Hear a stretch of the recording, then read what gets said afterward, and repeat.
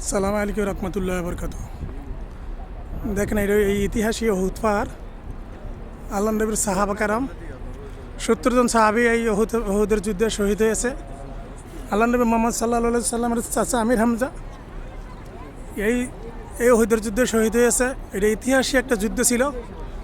ইসলামের অনেক লোকে ওই ইতিহাসের যুদ্ধর জানে, সবাই বেশিরভাগ মানুষই জানে এই ইতিহাসের যুদ্ধ। 70 জন সাহাবি এই যুদ্ধ শহীদ হয়েছিল।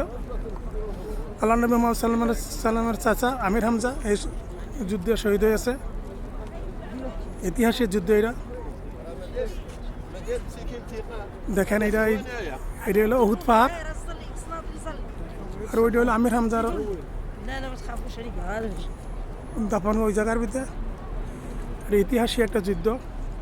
এই যুদ্ধে আল্লাহ নবীর সাহাবা কেরাম যারা এখন জান্নাতি সাহাবি, 70 জন সাহাবি এই উহুদের যুদ্ধে শহীদ হয়েছে।